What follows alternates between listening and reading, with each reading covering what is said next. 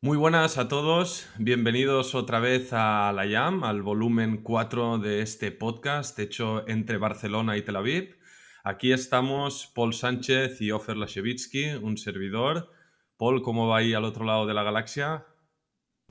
Hola, Ofer. Aquí estamos al otro lado de la galaxia y del Sol. Empezamos un nuevo año, así que feliz año a ti y a los tuyos. Feliz año, Paul, y a todos, los que nos siguen, nos escuchan, nos ven en nuestros canales. Antes de empezar, recordar que nos ayudará mucho y nos hará tremenda ilusión que nos sigáis. Estamos en YouTube, podéis suscribiros a nuestro canal. Estamos también en Spotify. ¿Dónde más estamos, Paul? Estamos también en Google Podcasts y podéis seguir las actualizaciones en Twitter y Facebook. Si hacéis like a los episodios y os suscribís, eso ayuda mucho al algoritmo. Totalmente. Al algoritmo y a nosotros nos pondrá contentos. Nosotros. Bueno, pues sin más dicho esto, Paul, vamos a arrancar con este volumen 4 de Alayam y hoy pues tenemos un capítulo relacionado directamente con la inminente celebración del Día Internacional del Holocausto, que será el próximo 27 de enero. Y para ello contamos hoy aquí con el profesor Carlos Pérez Vázquez, que es profesor del Instituto Pirámide de Huesca, y no es por ello que lo hemos invitado, sino porque él, junto con otro profesor, Jesús Inglada, empezaron hace ya varios años una iniciativa llamada Instituto Europeo para el Conocimiento del Holocausto y los Totalitarismos, y junto a ello un proyecto paralelo llamado Conocer el Holocausto, que ha llevado ni más ni menos que a cientos de alumnos, diría que más de 600, de visita pues, a los lugares históricos fundamentales para entender la barbarie que ocurrió durante el Holocausto nazi en Europa. Con ello pues, han visitado Auschwitz-Birkenau, Terezín, Lidice, Mauthausen, la fábrica de Oskar Schindler, han estado en ciudades como Praga, Berlín, Cracovia, etc. Y justamente tenemos a Carlos Pérez aquí con nosotros, que acaba prácticamente de aterrizar de un viaje llegado ayer mismo. Así que, Carlos Pérez, muy bienvenido a la IAM. ¿Qué tal estáis, Ofer? Paul? Es un placer estar aquí con vosotros. Pues sí, pero bueno, me cogéis recién llegado hoy porque hoy llegamos casi a las 5 de la mañana, sin casi, o sea que recién con la maleta medio en la habitación, no está ni deshecha, totalmente. Genial, así que seremos los Mira, primeros a quienes les cuentes el viaje. Qué mejor manera. sí, sí, sí. Bueno, os cuento un poco, gracias por la introducción, Ofer. Efectivamente, comenzamos en el 2014 esta aventura que ha ido creciendo y cada año con muchísima ilusión, ¿no? Porque al final estas aventuras, como no tengas ilusión, nunca van hacia adelante. Yo creo que ese es el principal ingrediente, ¿no? Ilusión y, por supuesto, pues esfuerzo, trabajo, dedicación. Y bueno, pues después de tantos años, en esta 10ª edición que conmemoramos en estas fechas del 3 al 8 de enero, como bien decías, llevamos casi más de 800, ya más de 600, no, ya casi más de 800 alumnos durante todas estas Es acciones, una, ¿no?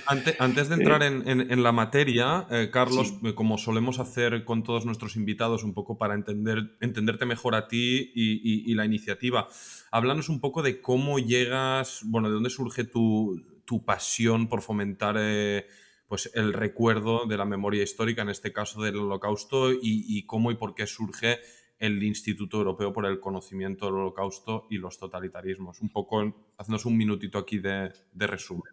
sí, una breve sinopsis sobre ello. Pues mira, soy profesor desde hace más de 25 años, por oposición del Ministerio, con la plaza en Huesca, en este instituto que comentabas, en el IES Pirámide.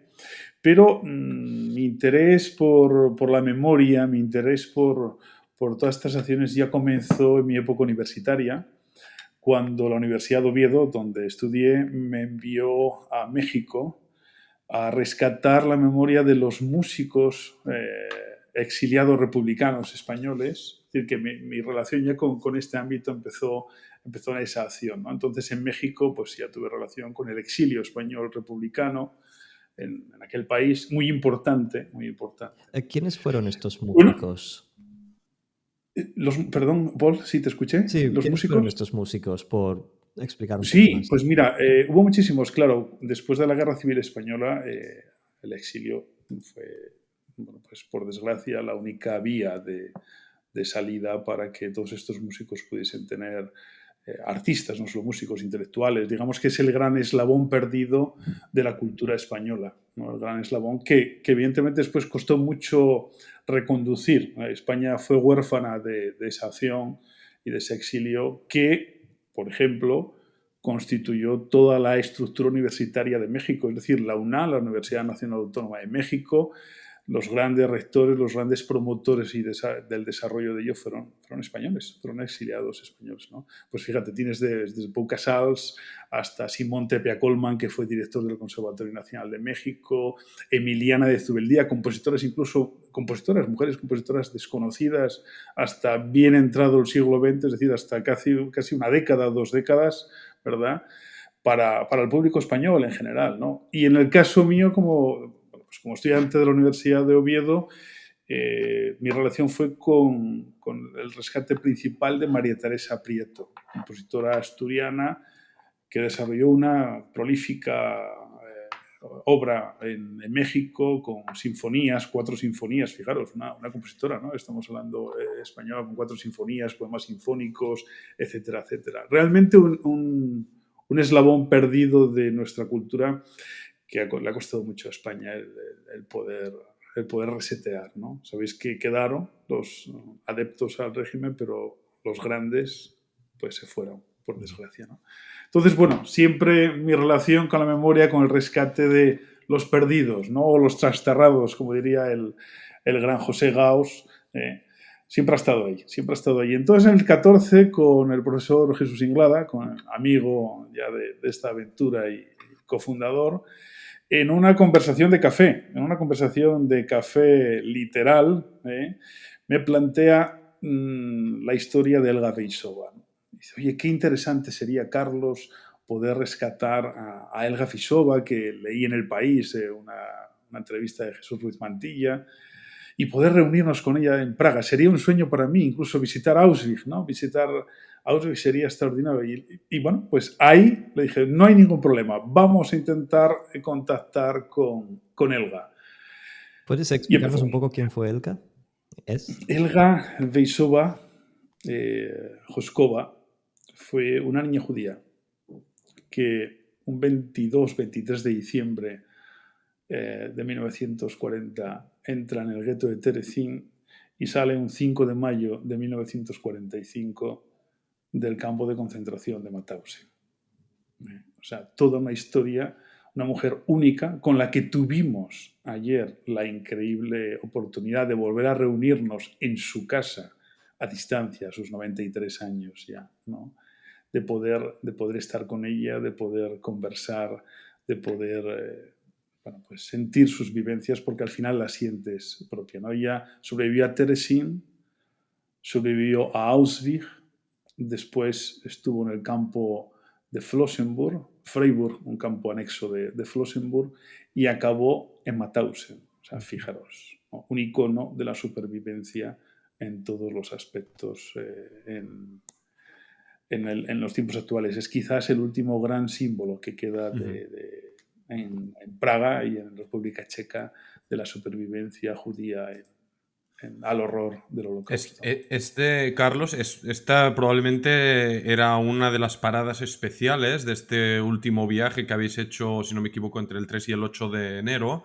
Cuéntanos un poco sobre la fisionomía de estos viajes, ¿no? Es muy particular, os focalizáis en alumnos de bachillerato, si no me equivoco, es decir, previo a la edad universitaria, una edad en que normalmente los jóvenes están más pendientes de otras cosas, como salir de fiesta o ligar o demás, y de repente, ostras, vosotros, vaya, les lleváis a toda una sacudida mental. Claro, en mi caso yo no lo puedo calibrar porque yo mismo soy judío y además soy descendiente de una familia de supervivientes de la Shoah, por tanto es un tema que a mí siempre me ha tocado muchísimo, Pero claro, me imagino unos chavales de Huesca o no sé si también vienen de otras comunidades autónomas españolas que de repente, bueno, los soltáis allá y les mostráis el horror en su plenitud y encima con testimonios directos tan importantes, ¿no? Háblanos de la fisionomía de Pues, este viaje. pues fíjate, Ofer, en la propia denominación del proyecto educativo, conocer el Holocausto, historia, memoria e imágenes. Fue una denominación que tardamos en darle el enfoque global, ¿no? En darle ese enfoque 360 grados, porque evidentemente es visitar los espacios, ¿vale? Cargarse con esas imágenes de la realidad en la que se transformaron estos hechos históricos y después el testimonio de los supervivientes, ¿no? El testimonio, pues fijaros, a lo largo de estos años hemos tenido la grandísima oportunidad, la suerte única, exclusiva, de que estos casi 800 jóvenes oscenses, son todos de la provincia de Huesca, se hayan podido reunir con Elga Visova, con Hanna Tova Lustigova, hermana de Arnold Lustig, a cuya mujer despedimos este año en un adiós entrañable en Praga, con Dagmar Liblova, también supervivientes, y estamos hablando, fijaos, todo de supervivientes judíos de los campos, ¿no?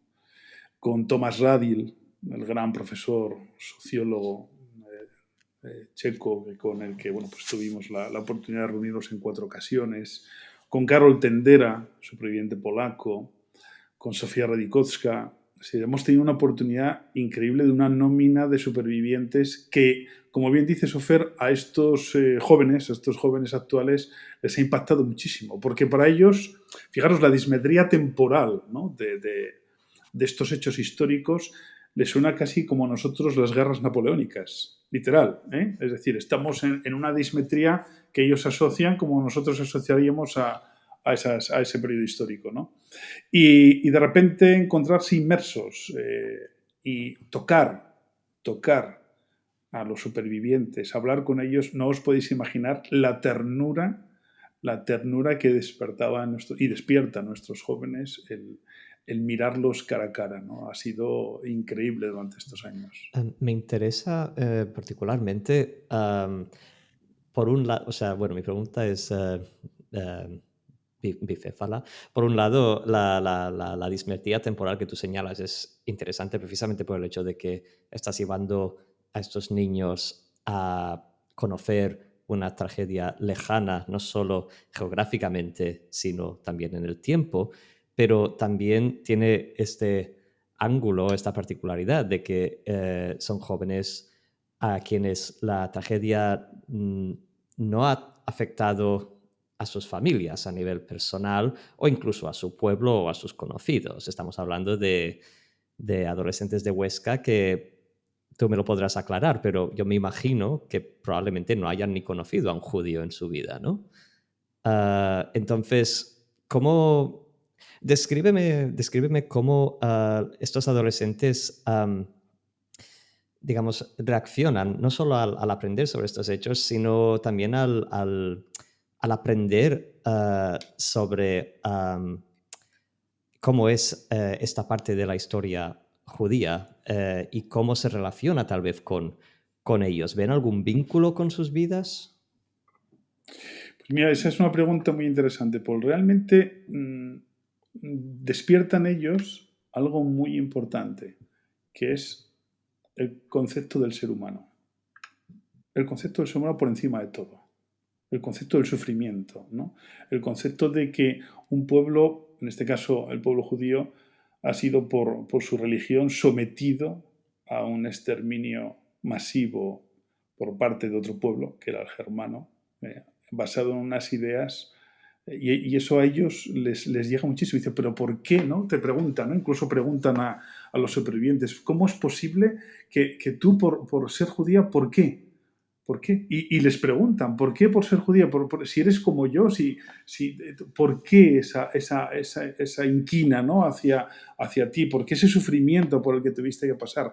Y eso realmente es una conexión tan directa que se produce como seres humanos por encima de todo, que te sorprende, te sorprende. Es decir, no te puedes imaginar la ternura con la que los jóvenes abrazan a los supervivientes, los besan, los vuelven a abrazar. Me acuerdo de un año, ¿no?, en el que salíamos ya del Instituto Cervantes, porque solemos hacer estos encuentros en el Instituto Cervantes de Praga, en el Instituto Cervantes de Cracovia, gracias a ellos que nos apoyan mucho también, la Embajada Española, tanto en República Checa como en Polonia.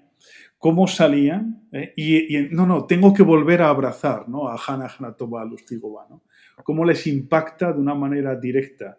Fijaros, tenemos grupos de WhatsApp con nuestros alumnos desde estos años, desde el 2014. No se ha ido ninguno de los grupos de WhatsApp. Son jóvenes ya con 25, 26 años, y cuando les dimos la noticia en el verano de la muerte de Hanna Hnatova o de Dagmar Riplova o de Thomas Radil hace también 2 años, no os podéis imaginar la reacción de tristeza y de dolor hacia estas pérdidas, ¿no? Los convierten casi en sus abuelitos.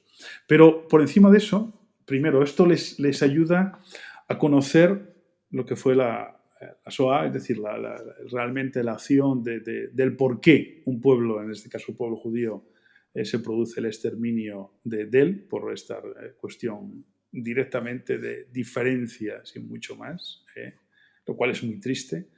Y ellos asumen que eso en cualquier momento se puede volver a producir en la sociedad. Y sí que lo reflexionan.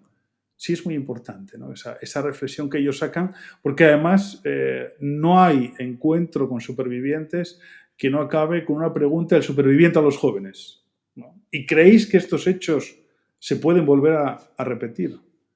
Sí, importantísimo, importantísimo. Creo que esa semilla en nuestros jóvenes cala y cala profundamente, ¿no? Al final, me acuerdo de una reflexión que hacía un compañero, ¿no?, que el ser humano se puede dividir en decente e indecente, ¿no?, por encima de cualquier otra acción.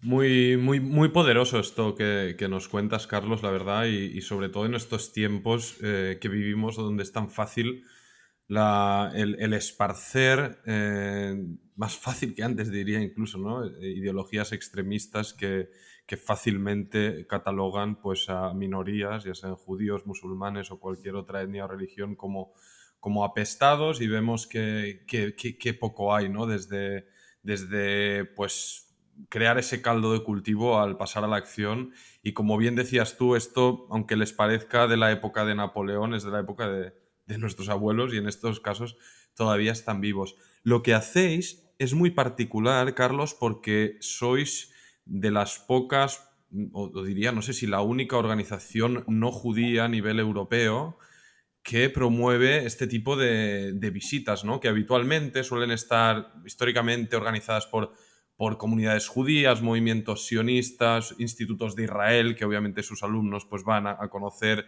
el drama del Holocausto, pero vuestro viaje es muy particular, si no diría único, ¿no?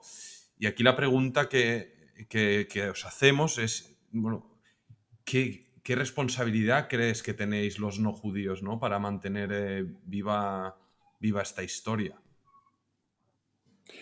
Yo creo que la responsabilidad es importantísima, ¿no? Siempre recuerdo a David Granda, que nos tildó como los guardianes del Holocausto, ¿no?, y a nuestros jóvenes, ¿no? Somos guardianes del Holocausto porque creo que preservar la memoria es fundamental para evitar que estos hechos se vuelvan a producir.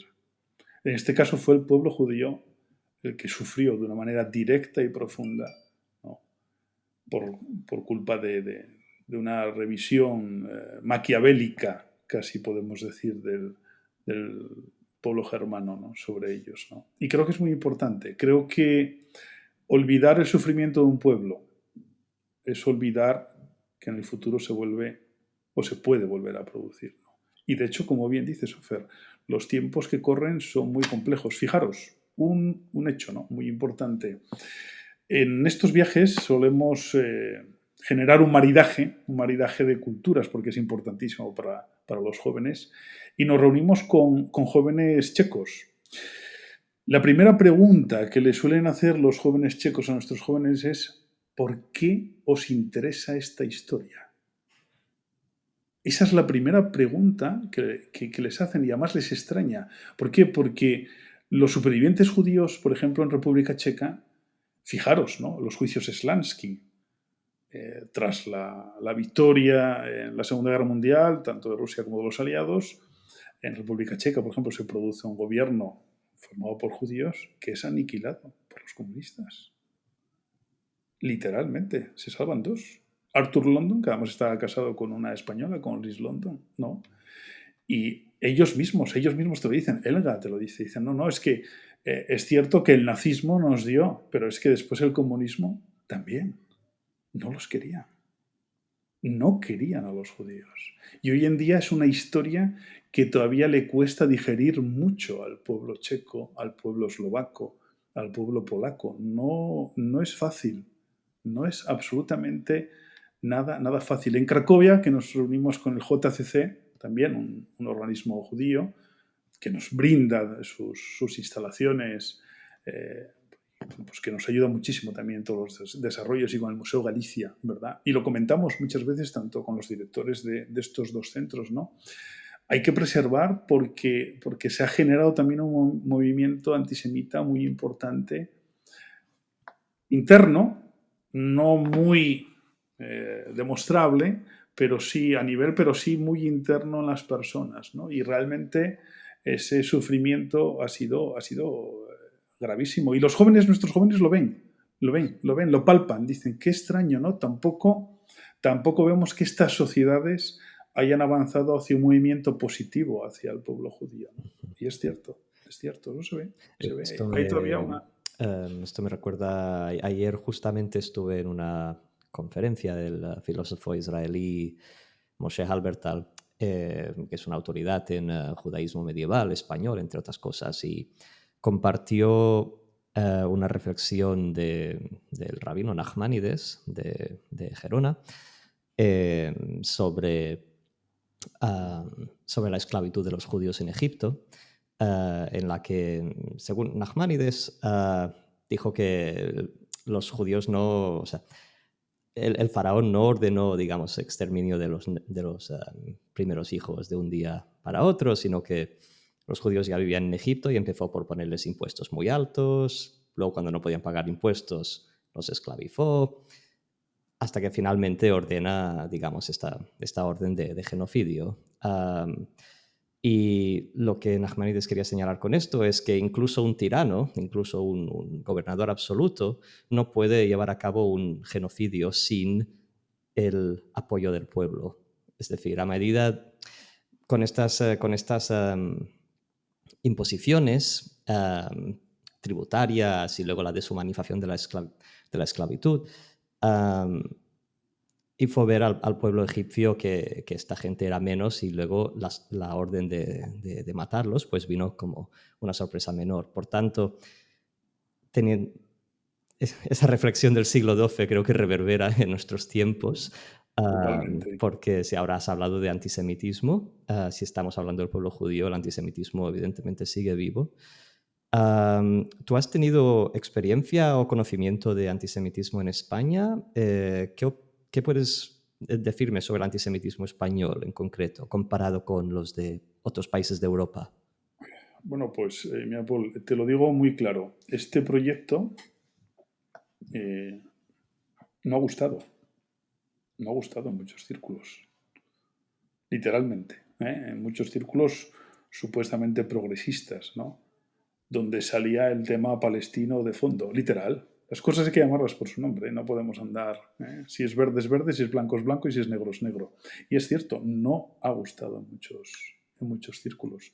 Y nosotros lo hemos sufrido. Ha habido muchas trabas y muchos palos en la rueda sobre este proyecto. Porque pensaban, como bien decía Sofer, qué raro, ¿no? Qué extraño, ¿no? Que no sé, es una organización judía, ¿no? Pero yo creo que esto está por encima de cualquier planteamiento. Estamos hablando de un pueblo, estamos hablando de personas. Y mientras no entendamos en el mundo que las personas están por encima de las ideas y de las religiones, no entenderemos nada. Claro, bueno, y es que el cierto. Holocausto Eso lo es una hemos tragedia sufrido. que antecede a la tragedia palestina en algún modo. Claro. Sí, pero efectivamente, eso lo hemos explicado muchas veces. Bueno, es decir, No me traigas los tiempos actuales, cuando estamos hablando de una realidad que sufrió Elga en uno de nuestros encuentros. Ya sabéis que Terezín fue la ciudad que Hitler regala a los judíos, con aquel panfletario documental utópico. Después todos los judíos de ese documental acabaron en Auschwitz, en los famosos transportes de Terezín, camino de Auschwitz. Se encontró a lo largo de su vida con un miembro de la Cruz Roja de Suiza, más suizo. Le seguía insistiendo en los años 80 de que no había habido, de que estaba muy bien, que Hitler trató muy bien a los judíos. Seguía. Y Elga decía, Carlos, no lo entendí jamás. ¿Por qué? ¿Por qué? ¿No? Eso está ahí, eso está ahí. Y por desgracia, no he visto más síntomas, ¿no?, de antisemitismo a nuestro alrededor, pero yo creo que este que te estoy comentando es bastante importante. Yo lo ahondaría más porque en este caso, Carlos, nos abres la ventana y nos dejas claro con una afirmación tan contundente que el antisemitismo, que el odio gratuito a lo judío, a los judíos, no es solamente esa imagen preconcebida de un rapado skinhead neonazi con una esvástica tatuada, sino que aquí tú te has encontrado directamente con la máxima expresión de la ignorancia o la estupidez, ¿no? Porque a mí es algo que me enfurece personalmente, aunque no me voy a cabrear ahora, no viene al cuento, pero no, es que, de nuevo, ¿no? Que te aleguen o te... ¿Qué flaco favor le hacen a la causa palestina todos estos personajes que cuestionan una labor tan sagrada como la que hacéis vosotros? E incluso, bueno, vosotros estáis fuera, o sea, no sois judíos, pero incluso organizaciones judías que promueven o defienden la memoria histórica hacen una labor sagrada que para nada tiene ningún vínculo ni debe ser vinculada con la... Ni con, o sea, con la existencia del Estado de Israel, por supuesto, pero con sus políticas o su dirigencia política o demás. Ya miras tú qué tienes que ver como instituto de profesor de Huesca. Y es algo que merece la pena aquí que mostremos nuestro profundo desacuerdo porque es una constante, ¿verdad? Cuando uno... Es que te lo puedes encontrar ya sea con músicos judíos, con estudiosos universitarios que se refieren o hacen tesis sobre temas hebraicos, etcétera. Siempre al final está la misma matraca de fondo, ¿no? Y es interesante que, bueno, la pregunta que te ha hecho Paul y tu respuesta, y un poco para exponer que el antisemitismo al final trasciende ideologías, y una cosa que me dijo un colega muy acertadamente respecto al antisemitismo español es que el antisemitismo en España no necesita de judíos para retroalimentarse, porque efectivamente en España no Cierto, hubo judíos, fueron expulsados cierto. durante siglos, ahora se restituyó la presencia judía al final del franquismo, pero incluso a día de hoy es muy poquita cosa, pero ahí sigue ese odio latente. Fíjate, yo tuve la oportunidad, soy de Oviedo, soy de Asturias, y tuve la oportunidad de escuchar en directo tanto a Yasser Arafat como a Isaac Rabin cuando fueron premiados con el Premio Príncipe de Asturias, ¿no? Ujú. Y también la Fundación Said Barenboim, en mi época en la Secretaría General, tuve la oportunidad de colaborar con ellos, ¿no?, que también fueron premios Príncipe de Asturias. Yo me acuerdo en el Colegio de Médicos de Oviedo, de la conferencia de Isaac Rabin, ¿no? Creo que no hemos aprendido nada. Estamos caminando como el cangrejo, hacia atrás y sin freno. Hacia atrás.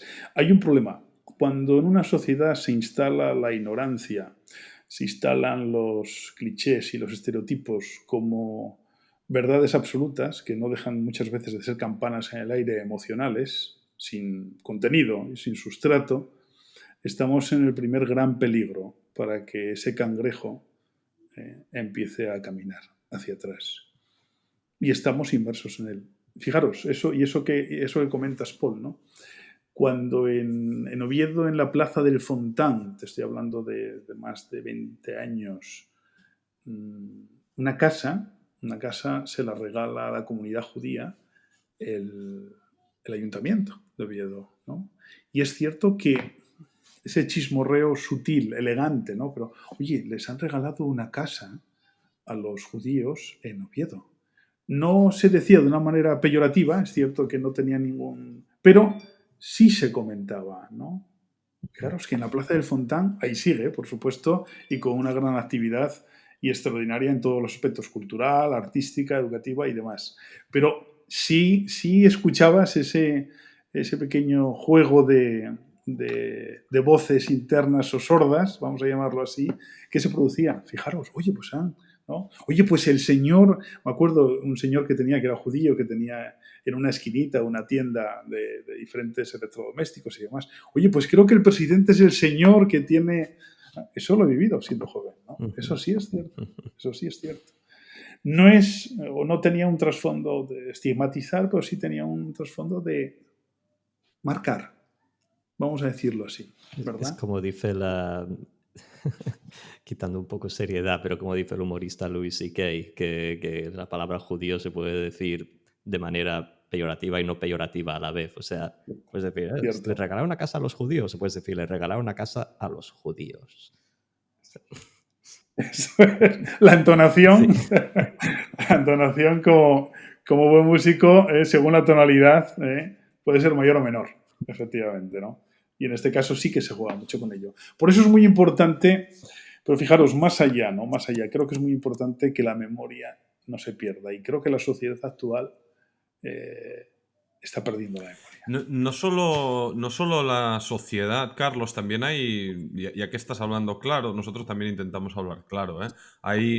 Hay gobiernos de países que visitáis, como el polaco, que llevan años trabajando abiertamente por limpiar literalmente la responsabilidad que tuvieron, en este caso, pues polacos cometiendo crímenes en colaboración con los ocupantes nazis, ¿no? Y hasta el punto de que se llegó a legislar, si no me equivoco, leyes que no sé si prohíben o castigan penalmente pues toda referencia a la culpabilidad polaca. Entonces, no solo las sociedades de abajo, donde esta ignorancia hace que se esparza con facilidad estos prejuicios, sino desde arriba también se orquestra. No sé vosotros que estáis habitualmente de visita ahí, cómo lidiáis con ello o qué os comentan los propios ciudadanos de estos países que tienen gobiernos de tinte autoritario que tratan de reescribir su propia historia. Pues es un poco lo que os comentaba antes, ¿no? Y volviendo a ello, no lo entienden. No entienden por qué hay que rescatar esta memoria. ¿Por qué os interesa? Y es lo que nos pregunta, ¿no? Pero ¿por qué os interesa tanto el tema judío? ¿Por qué os interesa tanto? Hombre, porque es el punto fundamental para entender cómo se extermina un pueblo. De manera Bueno, directa. es Por que su estaría religión. bien, bueno, la gente no nos ve, pero visualizarlo, ¿no, Carlos? Porque en estos lugares yo personalmente todavía tengo pendiente, pues es un tema personal que con mucho peso, pero por todos los inputs que he tenido en este tipo de lugares, los lugares donde ocurrieron estas barbaridades, en muchos de los casos están o no están ni indicados, están completamente alejados ¿no? de toda civilización, tal vez los vecinos del propio pueblo no saben que ahí estaba pues una aldea de nuestros antepasados que fue borrada de la faz de la tierra. Entonces, físicamente es también muy difícil encontrar esas trazas. Cierto, cierto. La eliminación del testigo visual, en este caso del espacio visual, es otro de los grandes trabajos que están haciendo muchos gobiernos, ¿no? En Austria, por ejemplo, en Mauthausen, el gran campo, pues todo el mundo habla de Mauthausen como estructura y cantera, ¿no? Pero es que tenía 40 subcampos, casi peor que el propio Mauthausen. Uno de ellos, el de Gusen, lo han convertido en chalés. Son chalés.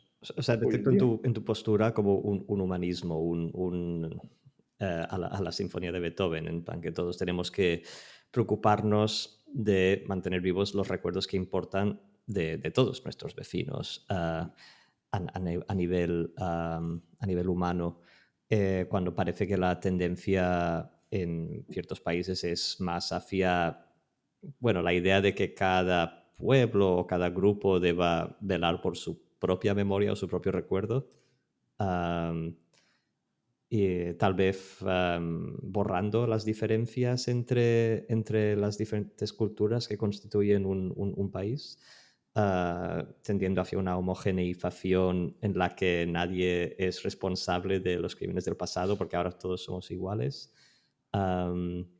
Aunque, bueno, divago.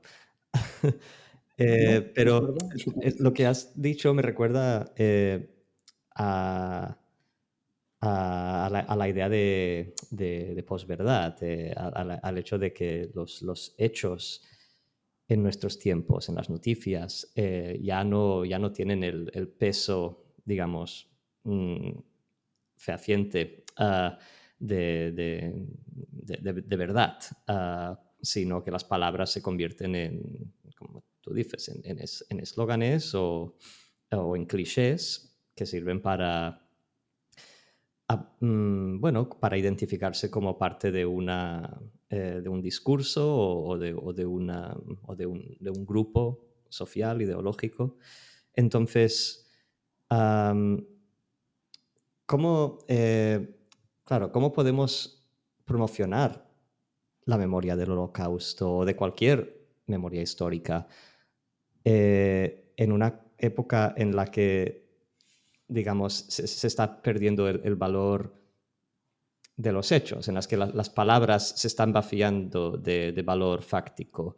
Es decir, esto me lo empecé a plantear cuando fui hace un mes o así a una conferencia sobre antisemitismo en Bruselas que organizó la Unión Europea, que también es interesante en sí, porque la Unión Europea también ha sido, bueno, tiene casos jurídicos abiertos en su contra, acusándola de antisemitismo por haber despedido sin muchas bases legales a una trabajadora, a una funcionaria judía. Es el caso Eva.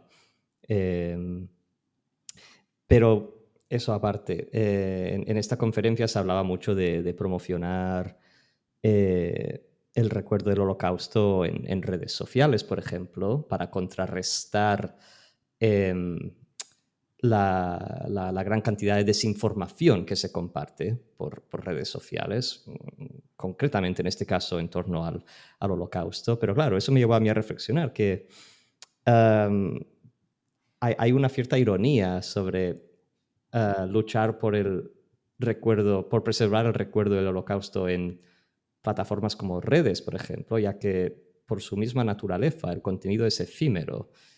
Eh, entonces, es como que estamos en un tiempo en que el discurso, los conceptos son arenas movedizas, en Mucho. las que es muy, muy difícil, o se hace más y más difícil, no solo definir las cosas como son, sino también señalar las que valen la pena recordar. Am, entonces, qué opinas sobre esto? Sobre, digamos, el- el- eh, la lucha por mantener el recuerdo en estos tiempos de posverdad, de contenidos efímeros.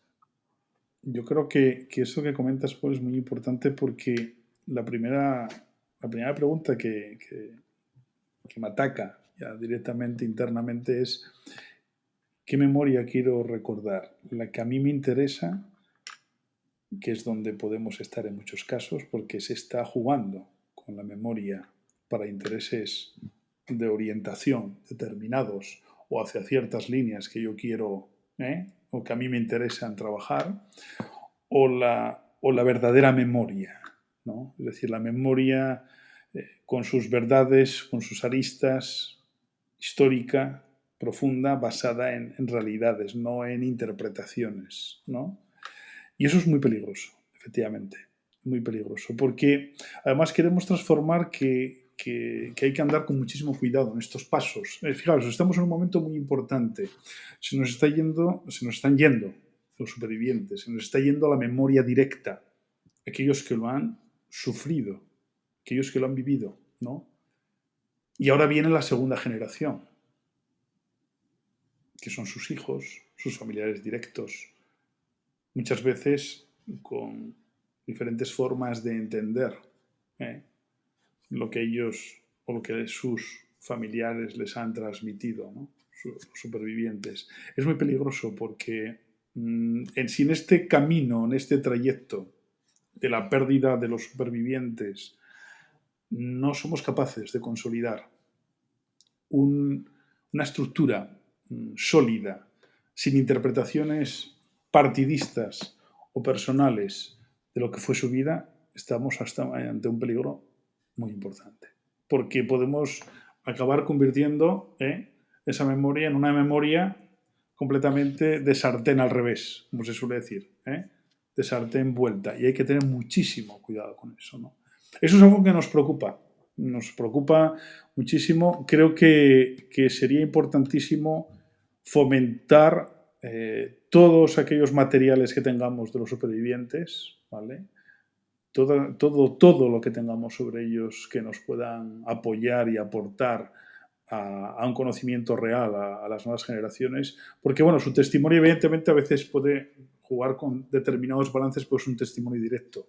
Eso es muy importante, eso no lo podemos perder nunca. Después, ese testimonio tenemos que ser capaces de contextualizarlo respecto a lo que ellos vivieron, mostrar lo que ellos vivieron en un sentido global, que también en eso fallamos muchas veces. No podemos lanzar píldoras sin entender qué es Auschwitz, por qué se crea Auschwitz, o la solución final, ¿no? Muchas veces con los alumnos hemos estado en 3 ocasiones en la casa Bansi, ¿no? Donde Reinhard Heydrich decide en esos 45 minutos la solución final, y es la primera vez que abre una botella de champán por el éxito de la reunión. Fijaros, eso es tremendo, ¿no? Es la primera vez que los alemanes realmente recuerdan a Heydrich abriendo una botella de champán y brindar, donde él realiza esa solución final, la plantea y en escasos minutos casi tiene la aprobación total de todos los presentes, ¿no? Qué peligro. Fijaros, sobre este hecho, nosotros intentamos, el hijo del carnicero de Praga, del hombre de la solución final, vive cerca de Múnich. Vive cerca de Múnich. Y una paradoja. Su abuelo era judío. Se cambió el apellido en la Sociedad de Compositores Alemanes. Y alguna vez a Heydrich le intentaron tocar por esa línea, pero claro, como su poder de control de información de los alemanes era tan importante, de Himmler y de todos, no pudieron profundizar en ello. Pero el padre de Heydrich realmente tenía origen judío.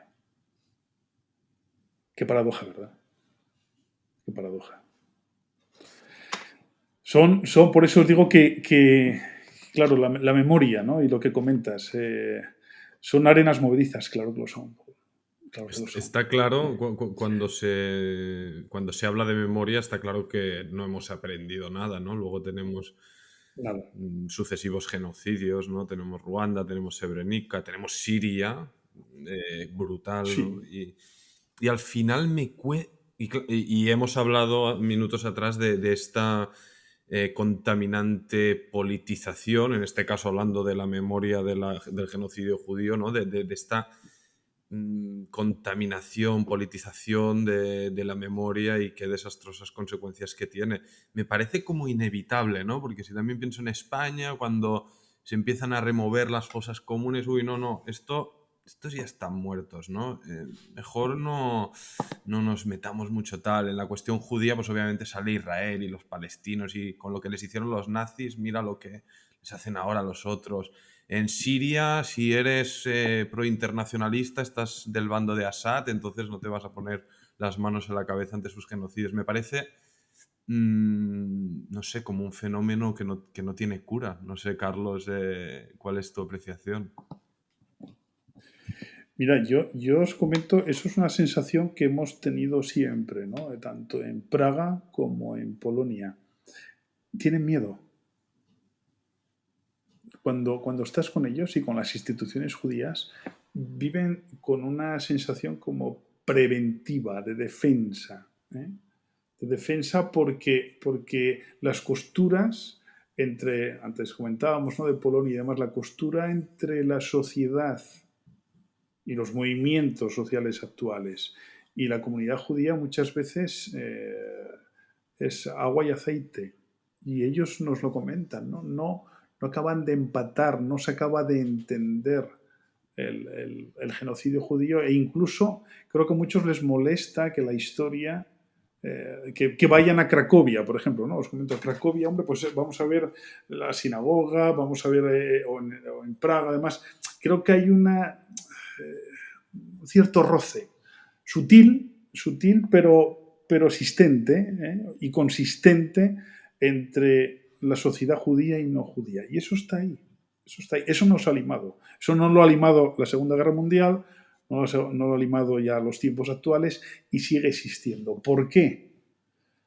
Pues habría que analizar el porqué de esa situación, ¿no? Creo que las políticas actuales de determinados gobiernos, como bien comentabais antes, no van por el camino de la concordia, del encuentro, de la paz, de la construcción, sino que van por otros derroteros. Y en España, pues, por desgracia también. Y lo que os comentaba, los supuestos movimientos progresistas sobre este proyecto han sido muy contrarios, porque han analizado esa causa palestina por encima del proceso de, ¿por qué vais a estudiar? Pero bueno, ¿y qué pasa con el pueblo palestino, ¿no? Que está ahora siendo masacrado por el pueblo judío? Qué fácil, ¿verdad? Qué fácil es decir esto, ¿no? Claro. Qué sencillo, ¿no? Así lanzamos al aire el globo y ya está, ya me he llenado de verdad y de vida, ¿no? Es muy interesante que os encontréis incluso vosotros con esta, Sí. con este argumento, porque es una cosa que hace que muchas organizaciones a nivel de sociedad civil judías antirracistas, que las hay por toda Europa, es decir, organizaciones judías eso, a nivel de calle, de grassroots, que buscan pues ayudar a acoger a refugiados o cualquier otra causa antirracista, a la hora de interactuar con otras organizaciones se sienten deslegitimadas por el hecho de ser judíos, cuando al final lo que buscan es lo mismo que otras organizaciones antirracistas, pero las otras organizaciones antirracistas les dicen, pero vosotros y Palestina, ¿qué? ¿Sabes? Y eso hace que estos judíos europeos se sientan como marginados o dejados al margen del discurso social.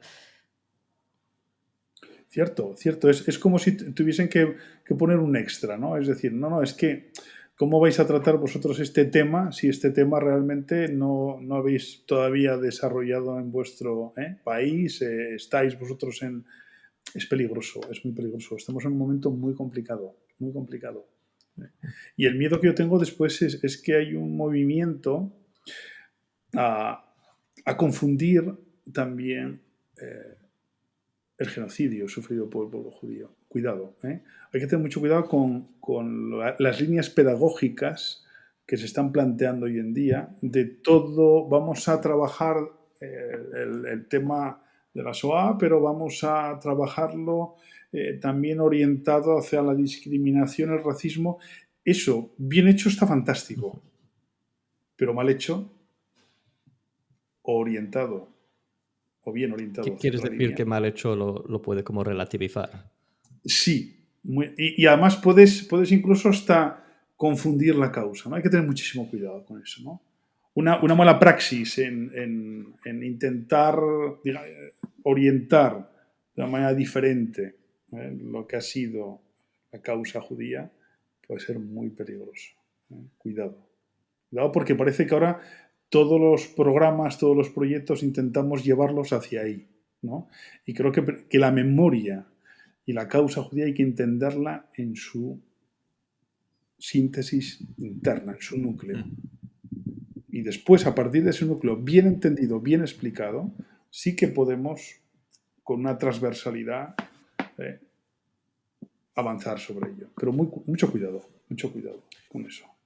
No me fío, os lo digo de verdad, no me fío. No me fío porque, no, es todo discriminación, es todo racismo, enseguida hacemos un totum revolutum y en el totum revolutum hay que tener mucho cuidado de entrar en esa línea.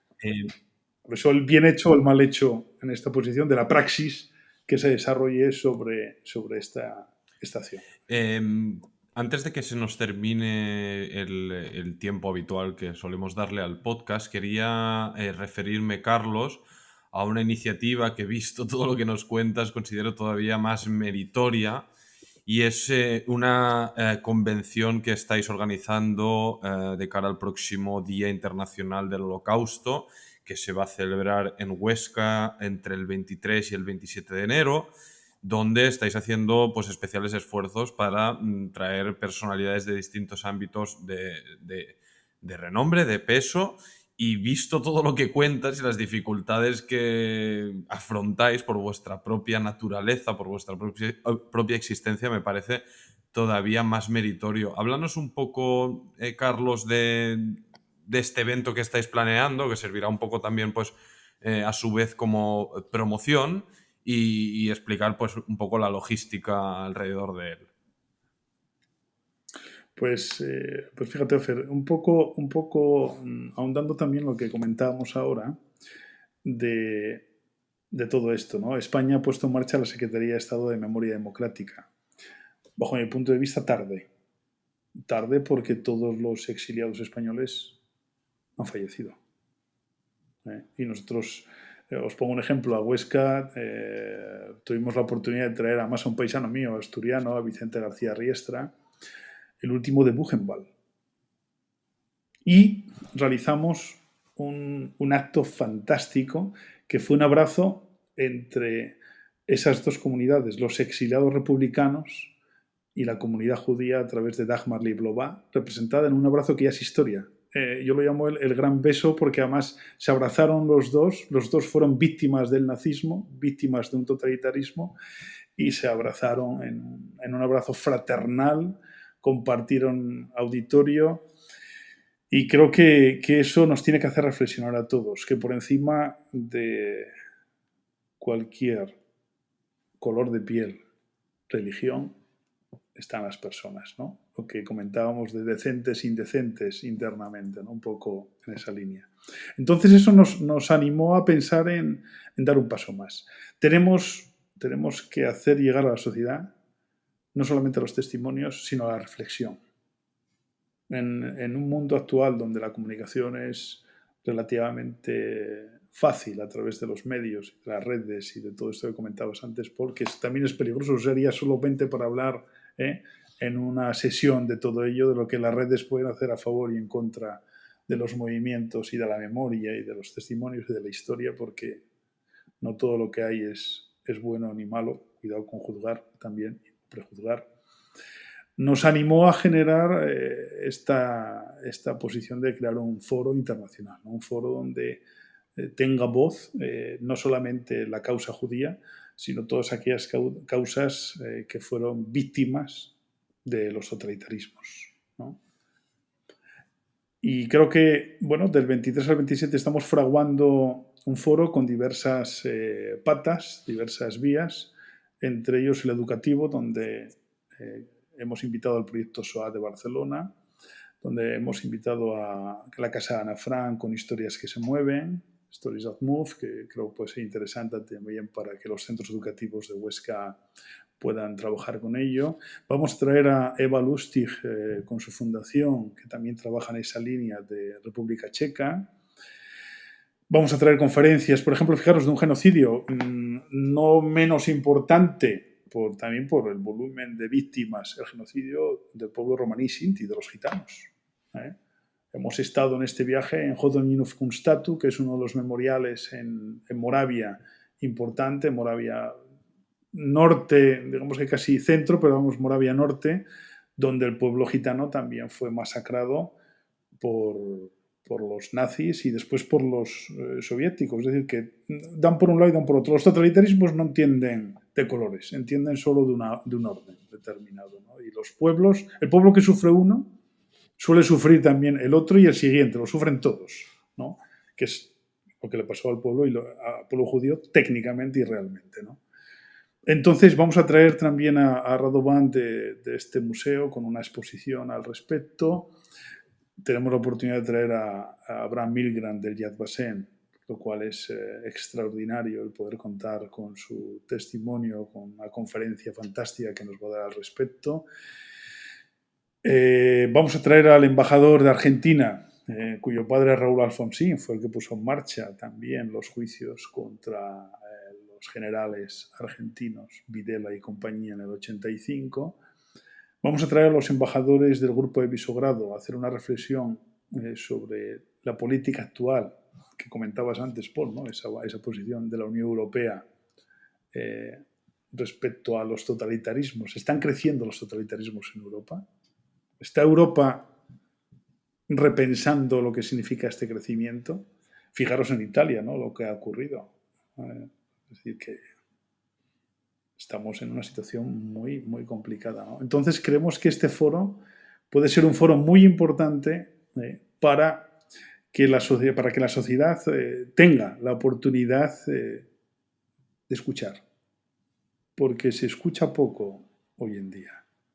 Se escucha muy poco y creo que es muy importante que a los oídos lleguen acciones muy directas y específicas de lo que está ocurriendo y de lo que puede ocurrir, porque vale más prevenir que lamentar. Y creo que uno de los objetivos de este foro es ese, ¿no? Pues Carlos, os deseo muchísima suerte con el evento. Me parece un esfuerzo loable y la agenda promete mucho. Espero que tenga éxito y que consigáis diseminar información. Animo a los oyentes a buscar información sobre el evento, a seguir el proyecto de Carlos. Enlazaremos información cuando compartamos este episodio en redes.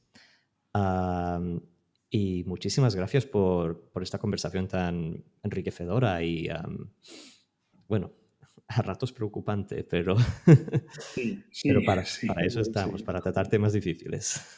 Sí, es cierto. Mira, en el evento vamos a tener oportunidad, nos gustaría mucho, ¿no? el contar con supervivientes en directo en Huesca, pero la edad marca, por desgracia, la pauta biológica de las personas y es muy complejo por los miles de achaques que tienen el poder asistir en directo. Pero sí vamos a tener la oportunidad de realizar en el Congreso, en el Palacio de Congresos de Huesca, un Zoom con una superviviente. Si todo va bien con Elga, y con Mijaela Bitlachkova, también superviviente de Teresin, judía también, y que los jóvenes de nuestra ciudad puedan tener a través de Zoom pues un tete-a-tete con ella, ¿no? Un encuentro virtual, pero no por ello muchísimo menos interesante. Es decir, esto gracias a los medios nos va a permitir, ¿no?, el poder traer virtualmente su testimonio y que ellos escuchen de su voz, que vean, que la vean, que las vean, ¿no?, esta oportunidad y que sepan lo que ocurrió. Por supuesto. ¿No? Al final tenemos que prevenir. Yo siempre creo que el mejor antídoto no hay que llegar al antibiótico. El antibiótico es tarde ya, cuando llegamos a él, ¿verdad? Hay que prevenir con una buena pauta de alimentación, con una buena pauta de salud, que no tengamos que llegar a ese antibiótico porque los antibióticos no suelen ser buenos. Ya es un juego límite, ¿no? Tenemos que evitarlo.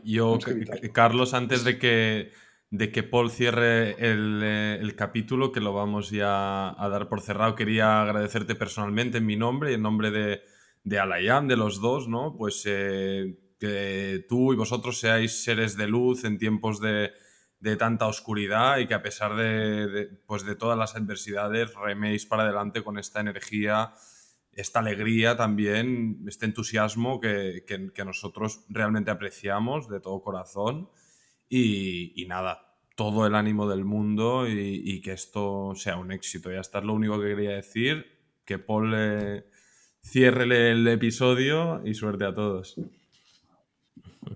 Muchas gracias, Ofer, muchas gracias, Paul. Realmente estamos en casa, así nos sentimos y esta también es vuestra casa. Así que lo que tenemos que hacer es sumar esfuerzos, sumar fuerzas, porque van a venir tiempos en los que va a ser necesario que estemos muy unidos. Gracias, Carlos. Llamémoslo luz, Ofer, llamémoslo esperanza, llamémoslo ilusión, pero sobre todo llamémoslo sentirnos vivos, ¿no?